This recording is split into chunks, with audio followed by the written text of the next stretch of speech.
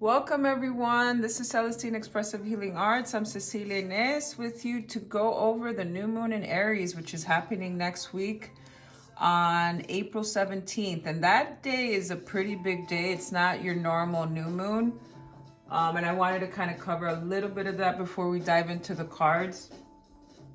And I had forgotten to mention it in the previous readings, but we're going to have a pretty rare and intense powerful stellium. A stellium is when you have a cluster of planets all in one sign, and we have all these planets moving into Aries. Well, some of them are already there, and then we had Mars enter Aries on the 9th of April, and then we're going to have Mercury enter on the 14th, and then you have this new moon transiting on the 17th, and by then we're going to have the sun, the moon, Mercury, Mars, Chiron, which is the wounded healer, which is appropriate for the themes that we've been working through already this year. Saturn and Neptune, who have been hanging out there for a little bit since earlier this year.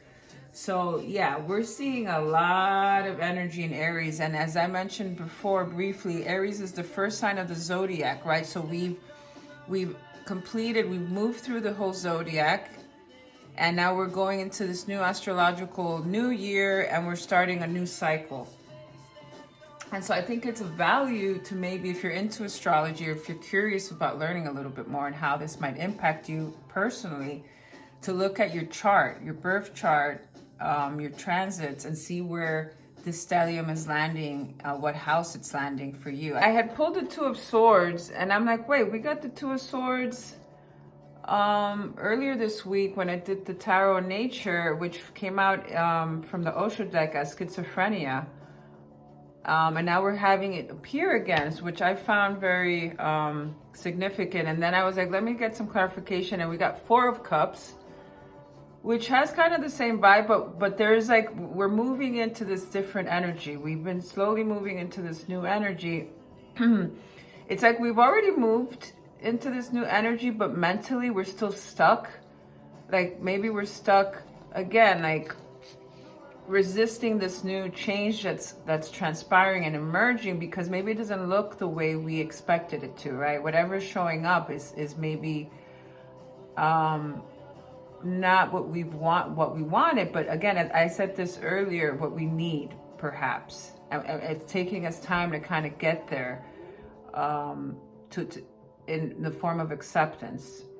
And here, as you see, Two of Swords, this person is blindfolded, so they can't really see. There's something about not being able to see the path ahead. But there is a path, because we got the Fool card last week as well, and there's a path that's showing up, but we're not able to see it for some reason. Because here you see, the idea about this card, Four of Cups, is that she's bummed out and focused only on the empty bowls, right? The empty cups that she has here. Oh no, I don't have these things. But then look at this hand that's offering her this beautiful bowl full of like all these opportunities and all these new things, and like, but she's not able to see it because she's just focused on what's missing in her life, or what she lost. And so that has us in this kind of stuckness, this stalemate, and it's mental, because swords again is mental energy, and we've gotten a lot of mental. What we're working through is, yes, emotional, but there's this mental stuckness that we have to let go of. Because if she wanted, her hands are free. She could just take the blindfold off, right? And then decide, okay, which direction am I going to go? Which direction do I have to go? And making a choice. Yes, you can't see the full path ahead. You don't know what the outcome is going to be. You have, wishes and dreams and this vision of what you want to create or what you want to transpire, but you still can't see that ahead. And so just reading a little bit from the book, the description, it says Two of Swords here. It says it's a crossroads. So we're at a crossroads. Like, this is it. Like, we have to make a decision, because then we have the dead end. If we don't make the decision, it's like we reach this dead end, and we can't move fully into this new cycle that's trying to, you know, show up for us. Making a difficult choice. Maybe it is because we've been talking about relationships. Maybe it is about ending a relationship or something, ending within a certain dynamic. Something has to change if the relationship is to thrive or to even survive. Something around memory and thought, perhaps, because I've talked about that also, that we're doing some deep healing work. And look at the card I pulled from the Soul Cards deck.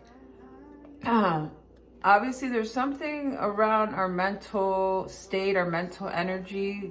These could be old memories, right? Old memories, old limiting, the inner voices that we have in our head that's always, you know, instilling fear in us. Like we were talking about the what ifs. That's what keeps us stuck. What if this doesn't work? What if I, you know, leave my job and start this new venture, career, and it doesn't work out? What if I open myself up to love and this new relationship that's showing up and it doesn't work out, or I get hurt again, you know, because we're stuck?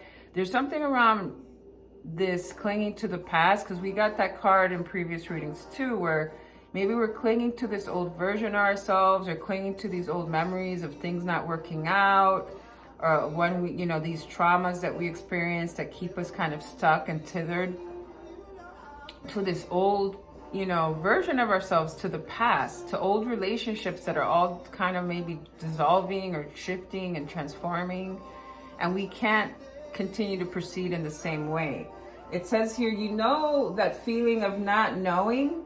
It's time to make a choice, and it may seem like you are between a rock and hard place. If you can't decide which way to go, it's because you can't see the bigger picture.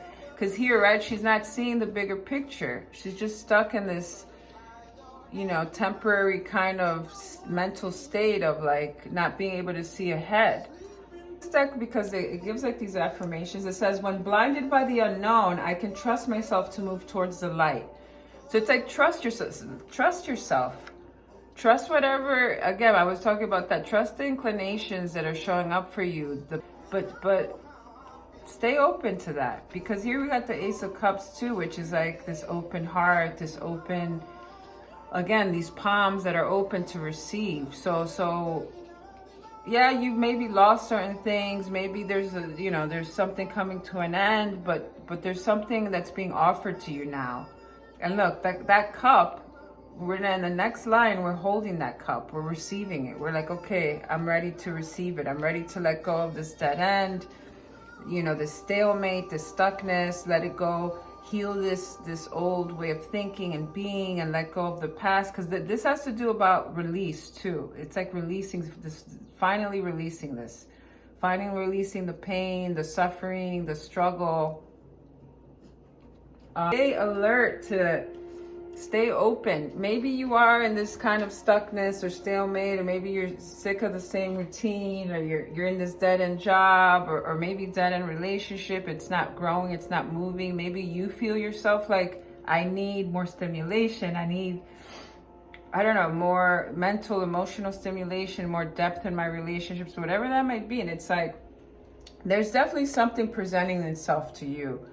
And don't get stuck on what's missing or what's not working, or this ending that, yes, there is grief and there's mourning within any type of ending, whether that be with the relationship, whether that be releasing this old way of thinking, this old way of being, maybe whether it be moving to a new place, physically or mentally, moving to this new way of being, you know, mindset. There is a sense of grief and mourning, and I think it's good to honor that, right? In some sort of ceremonial, ritualistic way, to allow yourself to release this once and for all, this energy, to then move forward. I mean, if you don't do it, I feel like that the universe will do it for you, because we got lava. If you think of a volcano, right, it's holding all this energy that's building up inside.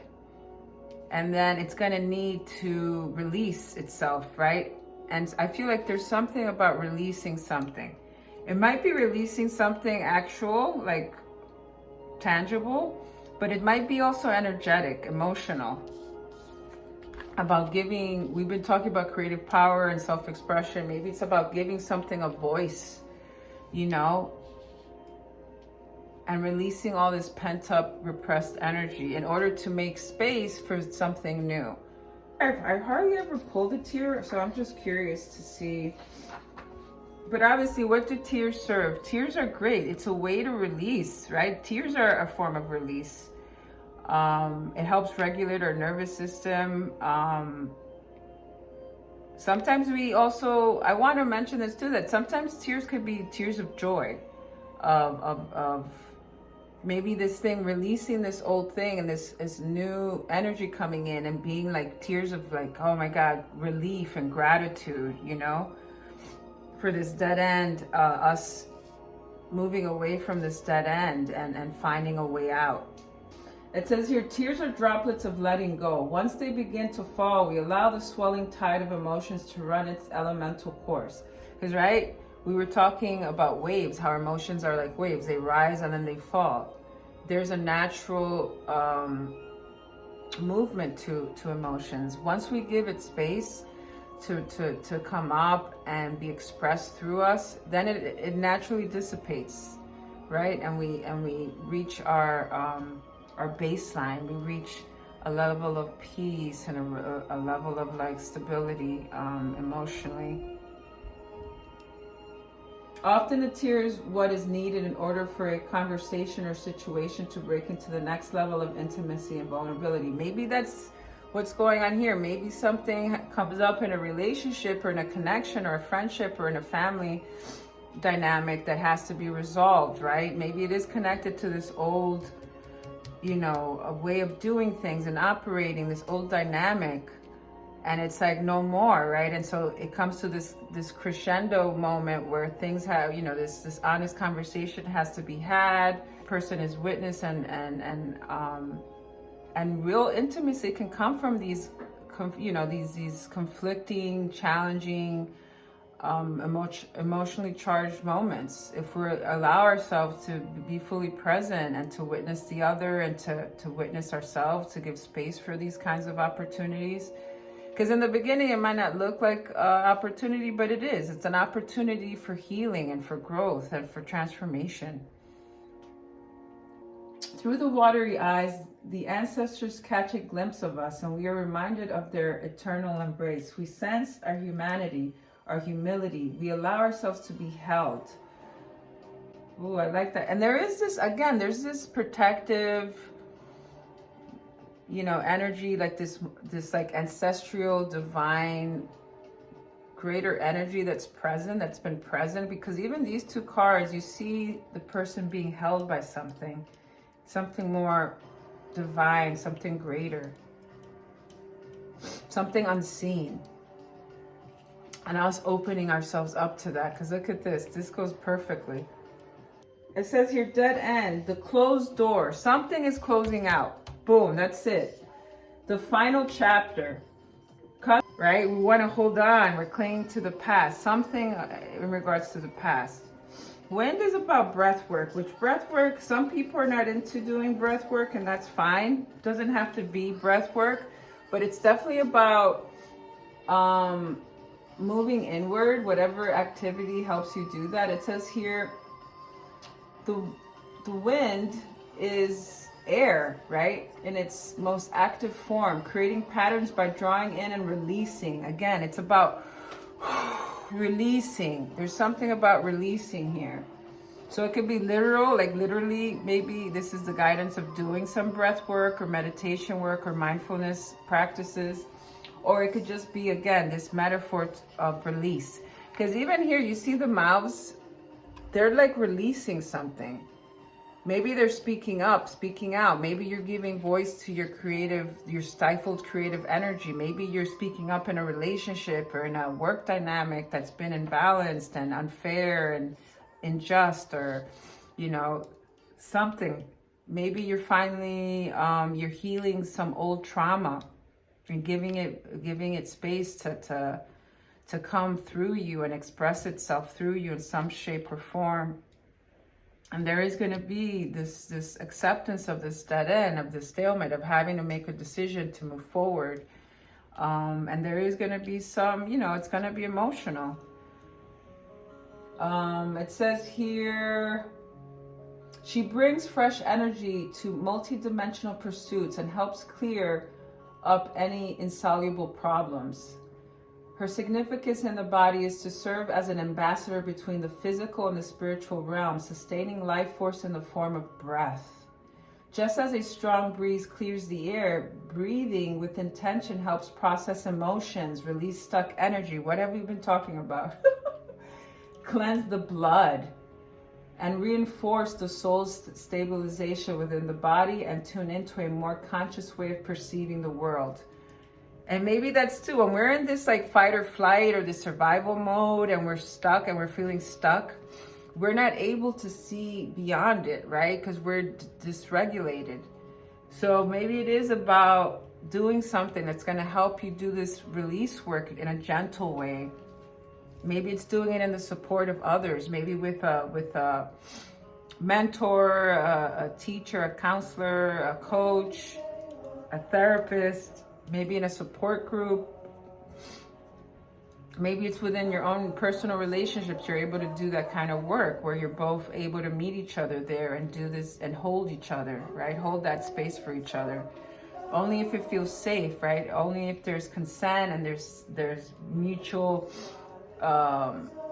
again, this mutual presence of wanting to do that conscious work together. And maybe it's doing it, maybe it's going to couples therapy and doing it again with someone, some sort of mediator, some sort of person who can hold the space for both of you. Or maybe it's family therapy. Maybe there's something going on in a family dynamic with your kids or your partner, your husband. Lava I've never pulled before. I want to keep these readings short, but yeah, I pulled a lot of cards. I wanted clarity because first I pulled the tear card and I was like, oh, tear. And then I got the dead end and I was like, oh, okay, this connects to these cards right here. Then the wind with the breath work, again, I wanted some clarity around that. And then we got lava, which is about, again, reiterating this release. Lava has to do with courage. Keywords are determined and courageous. When it's imbalanced, it's adverse to experiencing the intensity of life. So avoidance, right? Avoiding these intense emotions that are coming through, avoiding having to make a decision. But then life again comes to a point, even if we try to avoid, external circumstances will always come. And even though in the beginning it might not seem like it's serving us, it is in the end. So lava, it says volcanoes are portals to the heart of the earth. And I think it's a portal to our own hearts, because look at what we have here. We have the Ace of Cups. That's our heart right there that we're holding. Lava guides you to locate the fiery core within yourself. This period of change and transformation requires courage, right? This is going to require a lot of courage to move through this and finally do this final release. You must hold yourself steady while old and unuseful paths and ideas are consumed around you, right? This lava's coming through in order to kind of like burn off this old dross of energy. Because that's what lava does, right? When lava cools down, it forms these new landscapes. It forms new land, right? That then can be fertilized and then new life can grow on. So you have to think about that again with this metaphor of like the end is really a new beginning for us. Right, so we're into the second line. So this is like the recent past. This is where we're kind of, this new moon is helping us let go of.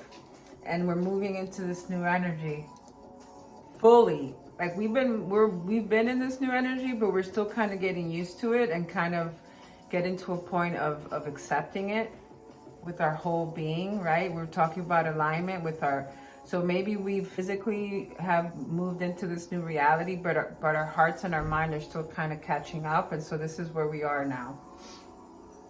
And so Ace of Cups is beautiful. It's about new beginnings. It says new connections, new romantic relationships, friendships, seeds of love and hope, newfound emotions, awakening the heart, joy, positive outcomes, oneness, bliss, creativity. So again, connecting to the major themes that have been working themselves through these readings since the beginning of the year. It says here, an extremely positive message of vibrant beginnings. The Ace of Cups marks the genesis of relationships, emotional connection, deep feelings of love and friendship. Your emotions are powerful magic. And again, I've been really, focus on the idea of magic and enchantment. And maybe this is what's coming through. Maybe it's not about a specific relationship, and it's just about bringing this magic and enchantment back into your life, this aliveness, right? Maybe you've been feeling like, we got the postponement card last week about feeling kind of stuck and like bored or frustrated, and like maybe not going out there and really living your life, getting stuck in these routines and just kind of going through the motions. And it's like bringing this new fresh energy back into your life in some way. Class, learning something new, going out and trying different things with friends, you know. Maybe you haven't been socializing, making room for that, and it's like going out and having adventures with friends, traveling. Maybe you haven't taken time off in a long time, and it's like, hey, why don't you, take a little sabbatical and do something interesting and intriguing, and to stir some of this new fresh energy. It says here, and it's also about like trusting our emotions. Sometimes we don't want to feel certain emotions, and then that keeps us stuck. And maybe initially, again, it's like it's hard to work through these deep emotions when it comes to releasing something. But then once we release it, it's like there's a sense of relief, right? There's a sense of like, okay, now I'm ready for something new, energetically, you just feel it. You're connected to this more. It says here, cultivate your ability to call on expansive, optimistic, profoundly radiant feelings and consciously send your heart waves out into the world. So it's like going out there and connecting with the world around you, with the people, with the places, with the things that really center you back into your heart, into your soul. Calling this into our lives right now. Look, we're calling it in. What is this person doing? I find this image very interesting because this is very fiery, right? Almost like this volcano. But then on the bottom, it looks like water.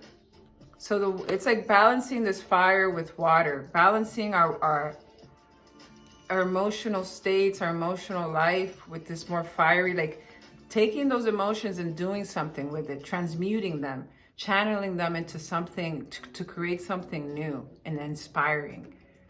It's just amazing how you have these common themes just showing up. Like, I didn't even notice this until now, how this kind of does resemble the volcano. And again, we have this palms up. We got palms up for the full moon. We had all these figures with the palms up, and here palms up too, holding. And there's this thing about containment and like holding space for ourselves, for each other, holding something precious, protecting it, but also sharing it, right? We're sharing it because when you think about these bowls hold sustenance, bowls hold water, food, a lot of things, elixirs, medicine, and it's like offering that up to ourselves and to others. Let's go to Pegasus, and then this card keeps coming up. Again, this is initiation. You have this figure that's in this meditative state, and they're in the center, right? And there's just all this light. Again, this light and this fire. You have this showing up here too. This light, this beacon of light, this light. We're light upon ourselves and for others, right? We're a beacon of light.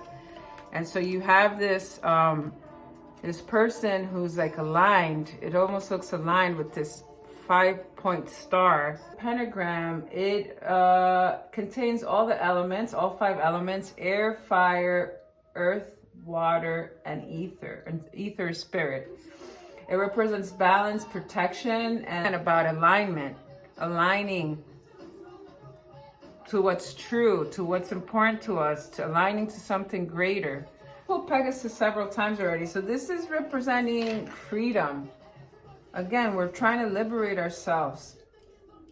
It says here, Pegasus willingly presents what is possible for the evolution of your soul. We were just talking about that. Now is the time to declare to the universe that you are complete with your limitations, right? We're complete with this. We're complete with this. We're done, right? We're moving on to this. If you're tangled in a thought or emotion that is holding you back, what is this? This is amazing. I love this. This is the moment to release it. Oh my Lord. I don't make this up, people. This is just boom. This is divine guidance. At Two of Cups. And as I've been mentioning in the readings for this month, there's really an emphasis on relationships, connections, intimacy, partnerships of all forms, connecting to our passions. Again, maybe it's about bringing in this creativity, this creative life force that's been missing in our lives, maybe by reconnecting to something we were passionate about and just, you know, haven't been engaging with, a project, a personal hobby, something. Kindred spirits, again, it's about community, maybe aligning to the right local communities or groups. Joyful connection, cooperation, union, sometimes marriage. Maybe there is a marriage. Maybe that's the deepening of a current relationship that you're taking it to the next level, right? Maybe you're, again, moving in together, and that's a pretty deep, you know, shift in commitment when you're living with your partner, right? That shadow aspect of the Two of Cups is emotional blocks, which we have here. I feel like this is what's, the lava's like, release these emotional blocks. We're gonna get the opportunity for that. Not being open to receive love. What have we been talking about here, right? Here, there's love open to her, and she's not seeing it because she's unions disrupted, separation. Again, something may be coming to an end, and having to accept that and mourn that and release it with love. Healing past trauma, for sure. I think that this line is about healing past trauma because we got the mother card. So I'm thinking, and we got this mothering kind of energy. I forgot which reading it was, but I'll look for it and I'll put it in the link below, description below. Something around mother wounds. This also could pertain to men. If there are any men watching this, which I'm not quite sure, but if there are, maybe it's about your relationship to your mother and to the feminine energy in your life. Maybe it's about allowing yourself, because in Western culture, I've mentioned this before, men unfortunately haven't had the space to be these emotional beings, right? They've had to maybe be like the protector and the breadwinner and, like, you know, the one, you know, the head of the household, and have to be strong and have to contain my emotions. I can't allow myself to be vulnerable or ask for help, right? And so maybe it's about allowing yourself that vulnerability, allowing yourself to be vulnerable, to ask for help, to not have to always be the strong one, the one holding everything, the one holding everyone, the one protecting. Maybe you need that energy, right? You need to open yourself up to receive that safety, that protection, so that you can allow yourself to be vulnerable, to cry, to deal with some past wounds. Maybe this mother wound is about something deeper, a family wound, you know, intergenerational trauma.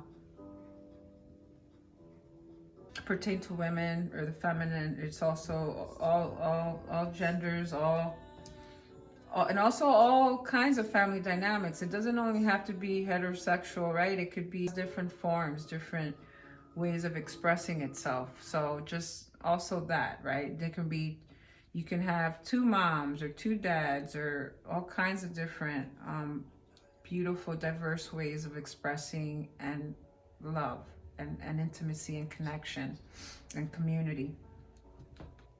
And you see that a lot in the LGBTQ community. And so I want to be inclusive and bring that in as well.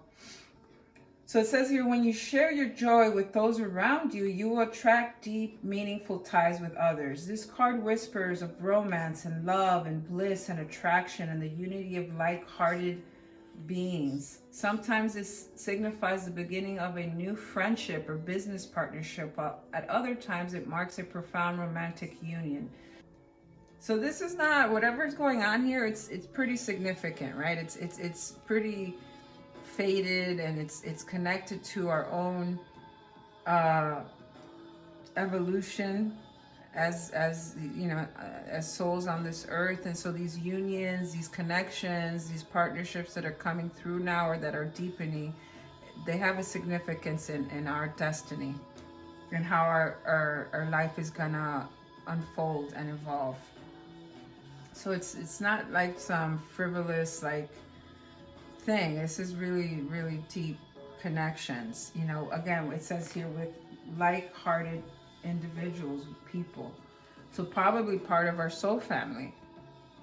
And then timing also, I think the timing has a lot to do with it, right? Maybe before we were working all this out, right? And we weren't aligned to this new union, to this, we weren't energetically aligned to this new way of being, this new beginning. And now that we have been doing all this healing work and releasing, now we're going to be able to align and attract these kinds of relationships that are not, you know, connected to these old patterns of connecting, old ways of, maybe, you know, we've been working on our, you know, attachment wounds, right? Maybe before we were connecting from an insecure place, and now we've been working on ourselves, because that's a big part of relationships, right? We have to work on ourselves, and it's not about perfection and constantly working on ourselves and like, I must be this perfect person, and, you know, I have to constantly be obsessed with self-development and self-improvement and things like that. No, it's about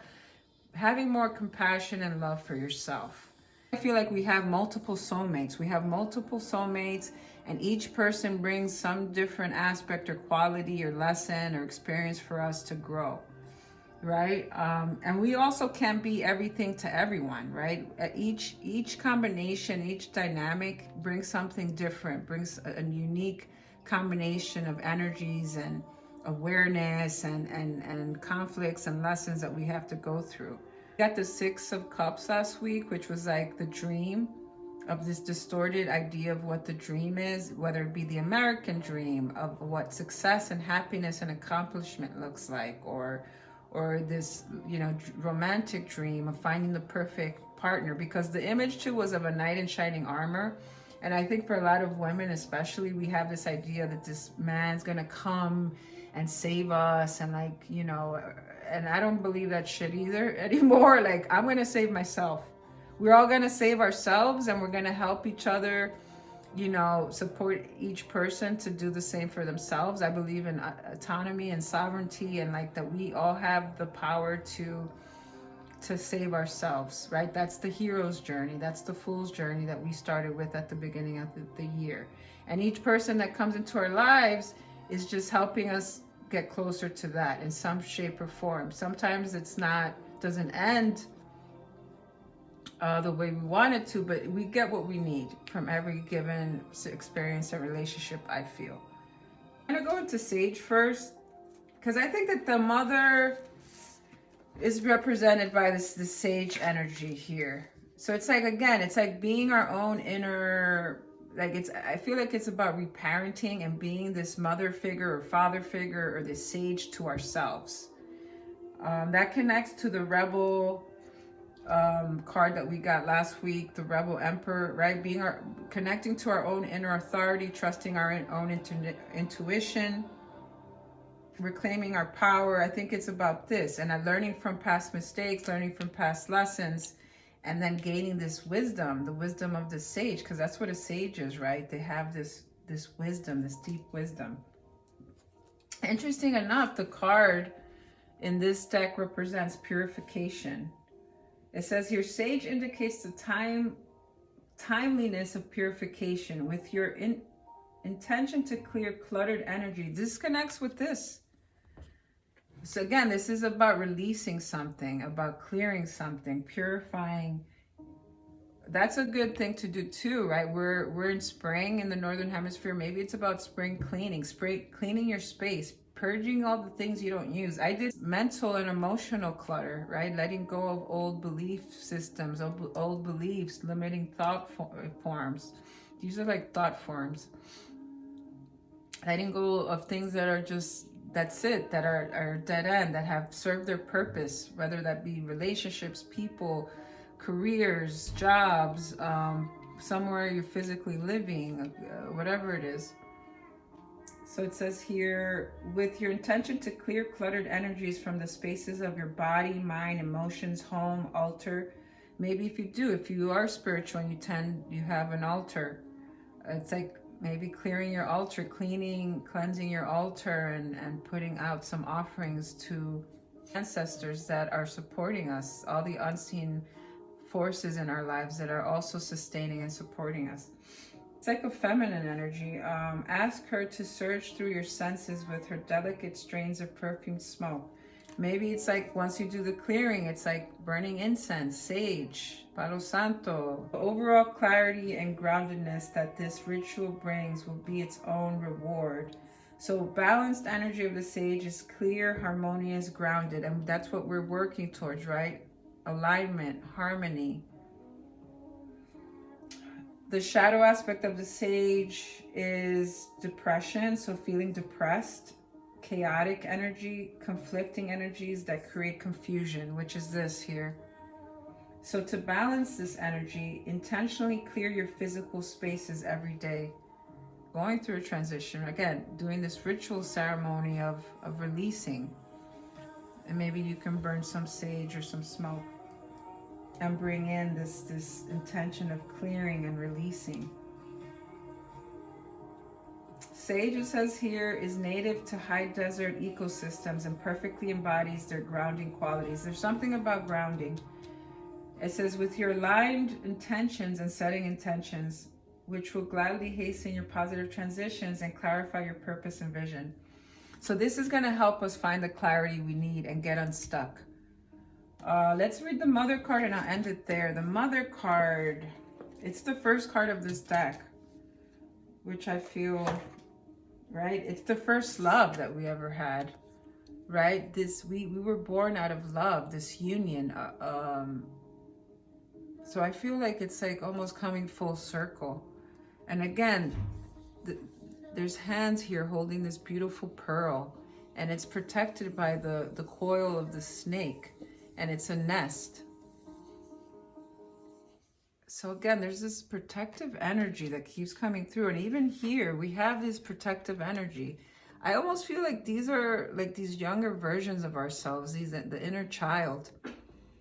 They look like children. They look younger. Like they have this youthful quality. And then this almost looks like, look at this, like this like divine cosmic energy just enveloping us, like protecting us. And the child looks happy and safe and protected, right? And look at this too. Again, this is a masculine energy, which I find interesting. And then this is feminine. She's holding this rose and then embracing this child. And this is like a leaf. There's this beautiful natural, like Mother Earth, Pachamama. And then this is like Father Sky, this cosmic masculine energy. It's like counterparts to each other, which connects beautifully with this Mother card. Wow. It says here, we begin our archetypical story with the mother's love. That's how our story begins, right? Being birthed through our mother's wound. Through her sensual, fertile, and life-giving energy, all creation takes form.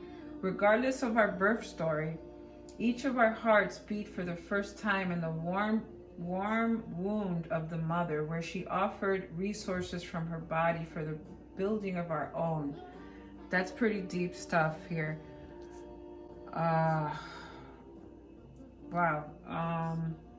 So I think maybe it's a good thing about delving into that, like your origin story, your birth story, if you know. I don't know, do you know your birth story? I got curious years ago about this when I was doing my healing work and started asking my mother about these kinds of things to understand, right? Like, why am I the way I am, or why has things unfolded the way they have? And it definitely has to do with your origin story and with these past stories that are intertwined with our families, with our parents, with, you know, with our ancestors. So I don't know, that came through, and I feel that might be of significance for some of you. Again, working through these traumas, maybe this mother wound or father wound, or family traumas, childhood traumas, healing the inner child, doing the shadow work, because that goes hand in hand, right? These are aspects, I feel like our inner child hold these shadow aspects because they're like our exiled parts that we kind of hid, that we repressed. Because in order to get love, we felt we had to do that, right? We had to resort to not being authentic, not showing all our, you know, our true self in order to survive, in order to get the love that we needed to get our needs met as children. And so now it's like integrating those parts back into ourselves. And that is part of this self-love and this regenerative, like expansive energy of opening up to more compassion and self-love. And that in itself will open up these new relationships and connections that are also based on this more compassionate, healing love. But it says here, yet her tale is not so simple, as the mother contains both light and dark aspects of the feminine. With the best of intentions, the mother wraps her loving arms around her creations and begins to grip what she is meant to set free. The mother both nurtures and prohibits growth. She gives, yet clings. She creates and yet restricts. Amid this complex energy, the mother holds the key to the eternal challenge of love. Wow. So the shadow aspect of the mother is feeling exhausted, feeling like your light is dimmed, controlling energy, and limiting energy. And the positive, or the balanced aspect of this card, is glowing, generative, creative, nurturing. Connected to this wound and this idea of what we think love is, because you know, our relationship to our mother is pretty complex, or with any other human being, honestly. But it's connected to that. Times, unfortunately, as children, we didn't get the love we deserved. We didn't get that modeled to us in a healthy, balanced way, you know? And so I feel like a lot of the work we're doing in our present relationships we have to go back to investigate and understand and heal these different aspects of ourselves that are very connected to love. How we love ourselves, how we love other humans, how we, you know, our dedication and devotion to the things we love, values, our causes, our missions, our purpose in life, our calling. All of that is connected. Beautiful. Thank you for watching. Please like, subscribe, spread the love. Wishing you all a wondrous new moon. May endings lead to beautiful beginnings for all of us. Much love.